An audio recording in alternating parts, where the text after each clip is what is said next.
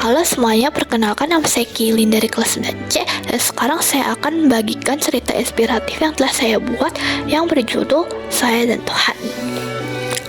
Ella merupakan anak yang ceria dan pesimis.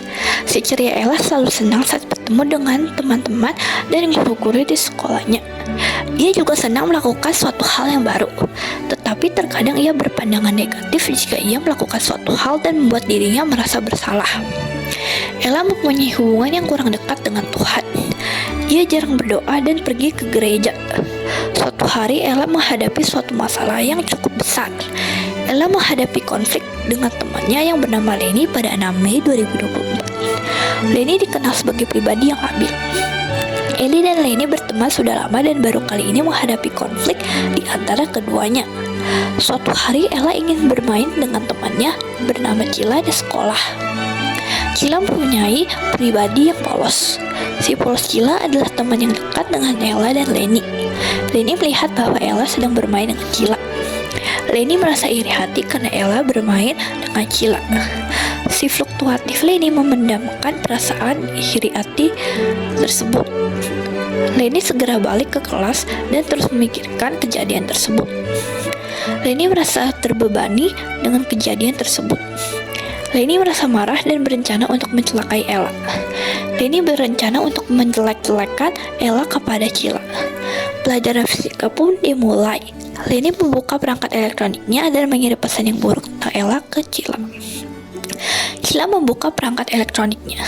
Ia menerima pesan yang dikirim oleh Lenny. Cila membaca pesan tersebut. Cila pun terkejut karena ia tidak menyangka bahwa Ella mempunyai sikap yang buruk. Cila yang mengetahui hal tersebut langsung membalas pesan Lenny dan membicarakan tentang hal tersebut. Lenny pun menceritakan hal buruk tentang Ella kepada Cila. Cila hanya terdiam dan tidak menyangka bahwa Ella mempunyai sikap yang buruk. Beberapa menit kemudian bel berbunyi dan waktu pelajaran fisika habis. Pelajaran selanjutnya adalah bahasa Indonesia. Cila membuka perangkat elektroniknya dan tanpa disengaja Ella melihat pesan yang Lenny kirimkan kepada Cila. Ella tidak menyangka bahwa Lenny menceritakan hal yang buruk tentang dia. Ella pun merasa bersalah karena menghiraukan Lenny saat dia bermain dengan Cila sehingga masalah ini terjadi. Ella tidak mengajak Lenny agar Lenny bermain bersama dengan dia dan Cila. Jam pulang pun tiba. Ella pulang menuju rumahnya sambil berpikir tentang kejadian ini. Ella selalu memikirkan kejadian ini setiap waktu. Jam tidur pun tiba. Ella berencana untuk berdoa kepada Tuhan agar masalah ini cepat selesai dan tetap melindungi Ella dari hal-hal yang buruk. Ella memulai hubungan yang lebih dekat dengan Tuhan sejak masalah ini terjadi. Keesokan harinya di 7 Mei 2024, Ella datang ke sekolah dengan perasaan yang takut. Ella takut kalau Lenny berbuat yang tidak baik kepadanya. Ella berjalan menuju kelas. Lenny datang menghampiri Ella dan bermain dengan Ella. Ella pun merasa senang karena hubungan mereka menjadi lebih baik. Ella dan Lenny pun bermain bersama lagi setelah menghadapi konflik yang cukup besar. Ketika Ella sudah pulang ke rumah dan waktu sudah menunjukkan malam hari, Ella berdoa kepada Tuhan untuk berterima kasih dan bersyukur karena hubungan Ella dan Lenny menjadi lebih baik. Keesokan harinya di 8 Mei 2024, Ella, Lenny, dan Cila menjadi sahabat.